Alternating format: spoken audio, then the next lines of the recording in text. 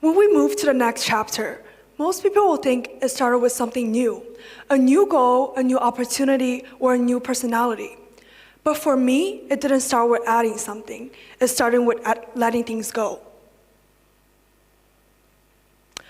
I realized I was spending hours doom scrolling on my phone until midnight while stressing out about the math quiz tomorrow, or keeping friends with people that brings me negative energy and constantly drains me.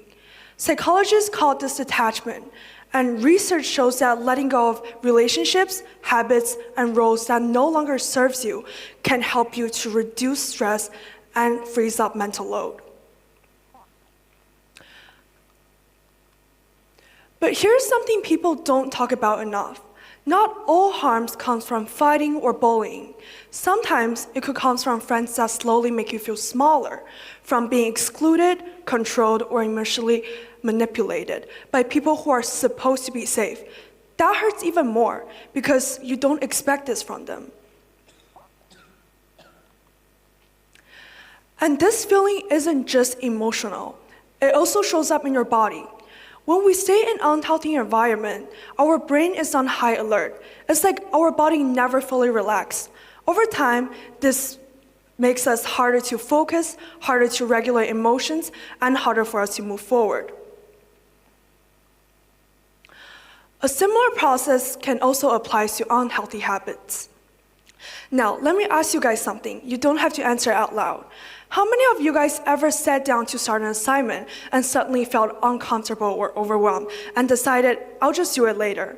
Or will open up your phone to check one thing and suddenly hours had gone by? We do this because scrolling and procrastinations give us a break from discomfort. At the moment, it feels like relief.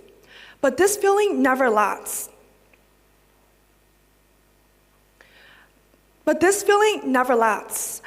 Studies show that constant scrolling can actually make us feel more stressed and less satisfied afterwards. And the more we distract ourselves, the harder it is for us to focus when it really matters. But why? Our brain can only handle so much at once. When guilt, discomfort, or unfinished tasks pile up in our brain, there's no room left to think clearly, to learn, or to move on. And this creates a cycle. Discomfort leads to avoidance. Avoidance leads to temporary relief. And that temporary relief is followed by increased stress and reduced brain capacity. Once we recognize this pattern, we can begin to interrupt it. First, let's start with toxic friendship. Step one is recognition. Ask yourself, does this friendship energize me, or does it drain me? Does it lift me up, or does it hold me back? Recognizing a friendship that is harmful isn't mean. It is necessary for your mental health. Step two is gradual distancing. You don't have to make a dramatic exit. Start with something small, maybe like declining some invitations, meeting groups instead of one-on-one, or politely scale back communication. Step three is replacement, not emptiness. Redirect your energy towards something that is supportive, positive, and mutually encouraging. A strong support system acts as a buffer against stress and can help you to stay resilient. Now let's shift to unhealthy habits. Step one is awareness. Identify behaviors that steal your energy. Maybe it could be scrolling, procrastinations, or staying up late worrying. Studies constantly show that these habits can increase your stress, disrupt sleep, and lose cognitive focus. Step two is practical boundaries. Set limits. Turn off notifications, set app timers, or schedule phone-free times. Replace those times with habits that restore your energy. It could be working out, journaling, or doing art, or just simply stepping outside. Research shows that substituting these healthy habits into your negative routines can actually strengthen your executive control and frees up your mental load. Step three is mindset and reflection. Letting go is not failure, it's strategic growth.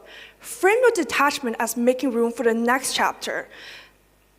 Reflecting and journaling can help you to recognize what is holding you back and what can help you to move forward.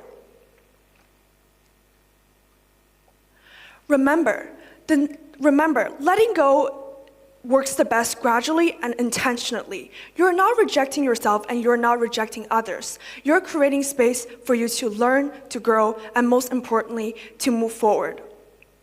Finally, I want to say, the choices we make about what we can let go can be just as powerful about the choices we make when we move on. Thank you.